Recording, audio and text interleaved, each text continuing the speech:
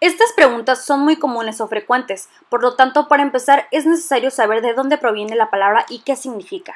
El término tiene origen en el idioma griego y proviene de antropos, que significa hombre o humano, y logos, conocimiento. Marvin Harris menciona que la antropología es el estudio de la humanidad, de los pueblos antiguos y modernos y de sus estilos de vida. A diferencia de otras ciencias que estudian aspectos particulares como la mente humana y la psicología, las diversas lenguas habladas y la lingüística, esta ciencia analiza el hombre en el contexto cultural y social del que forma parte, y así analiza el origen del ser humano, su desarrollo como la especie social y los cambios en sus conductas según pasa el tiempo. De acuerdo a la clasificación propuesta por Harris, podemos reconocer 4 grandes áreas dependiendo del principal tema del estudio de los investigadores. La antropología física es la que estudia las características físicas de los humanos a través de los restos fósiles encontrados y de los rasgos distintivos de los grupos contemporáneos. La arqueología se dedica al estudio de los restos materiales de las culturas del pasado, mediante la reconstrucción de las vidas desaparecidas. Busca conocer el entorno ecológico y las causas que propiciaron su desaparición. La lingüística antropológica es la que estudia la diversidad de lenguas habladas por los grupos humanos existentes. Intenta reconstruir la historia de su origen, así como el papel de la relación entre la lengua y el desarrollo de otros grupos que la hablan. Y por último está la antropología cultural, que también es conocida como la antropología social.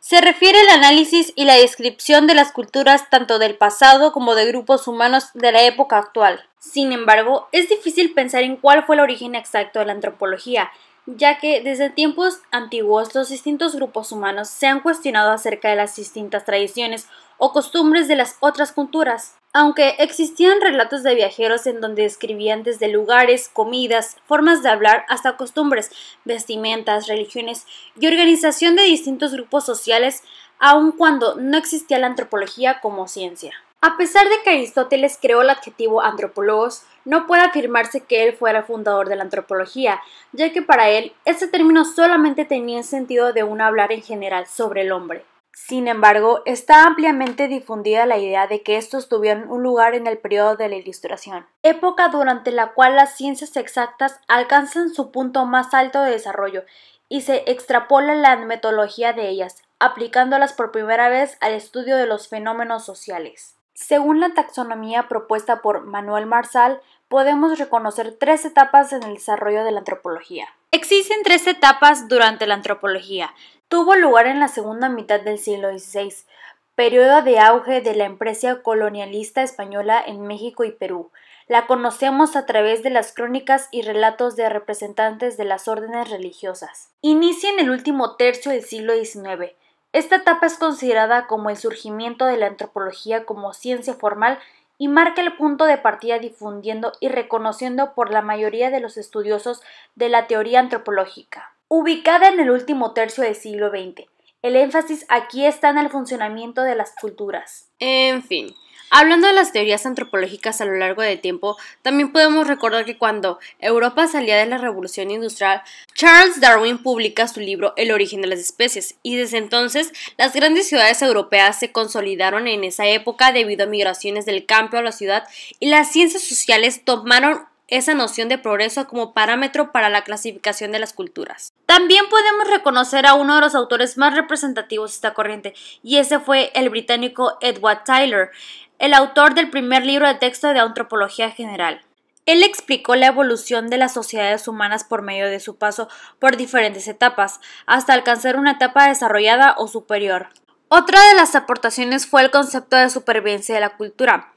Fue Tylor quien sentó las bases del estudio de la antropología, al proponer el primer concepto de la cultura, definiéndolo como un todo complejo que incluye el conocimiento, creencias, arte, moral, leyes y costumbres, así como cualquier otra habilidad o hábito adquiridos por el hombre como miembro de la sociedad. Por su parte, la propuesta del estadounidense Lewis Morgan es una de las más influyentes del postulado evolucionista. En su obra La sociedad primitiva, partiendo de la observación extensiva de un grupo de iroqueses cercanos a su casa en Nueva York, propone una clasificación de evolución de la humanidad a partir de 3 etapas: salvajismo, barbarie y civilización.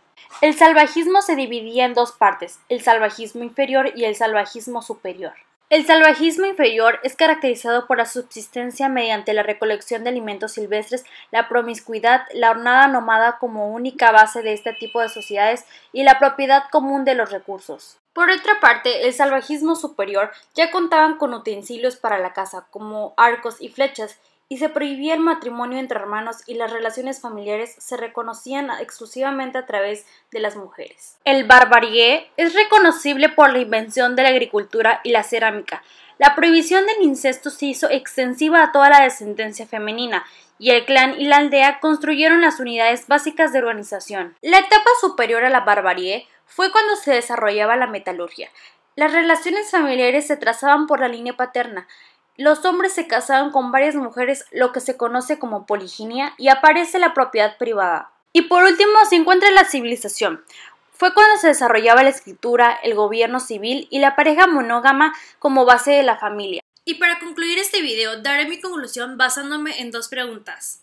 ¿Cuál es la utilidad de un antropólogo para nuestra sociedad en la época actual? Bueno, pues yo pienso que antes los estudios antropológicos se basaban más que nada para estudiar los pueblos o las culturas no occidentales, pero pues actualmente su labor es para ayudarnos a entender nuestras culturas, nuestras costumbres, creencias y pues más que nada para evitar algunos errores del pasado en algún futuro.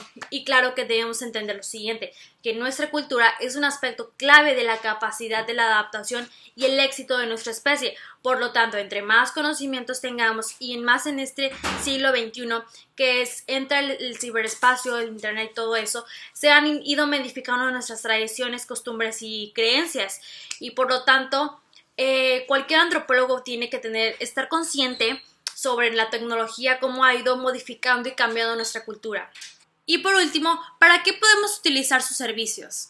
Bueno, sabemos que la antropología tiene la responsabilidad de estudiar a la sociedad y a la cultura, describiendo y explicando los grandes impactos que han surgido en la sociedad del conocimiento, y que no solamente se enfoca en los estudios arqueológicos, físicos, biológicos y lingüísticos, porque en esta nueva era aportan grandes conocimientos para entender más a nuestra sociedad, que cambia dramáticamente por las nuevas formas tecnológicas, y consiste en estudiar hacia dónde vamos, de dónde venimos, qué estamos haciendo para entendernos mejor y para mejorar la situación y promover un mejor futuro. También ayuda al desarrollo económico y turístico de las regiones y además hace museos y restaura las zonas arqueológicas para contribuir a la difusión de la cultura. Y trata de encontrarle el sentido a todas estas formas de mundanizar las diferentes vivencias de la cultura.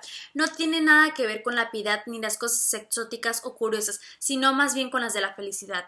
Recordemos que la sociedad del conocimiento ha venido acompañada de grandes cambios educativos, culturales, políticos, económicos, sociológicos y psicológicos, así que esto hace un campo más abierto para los diferentes estudios, o sea que lo hace más interesante. Y aunque el conocimiento está más accesible, continuamos luchando contra la estratificación de las clases, pobrezas, desigualdades, esclavitud, sistemas cerrados y sobre todo por el devenir del imperialismo tecnológico.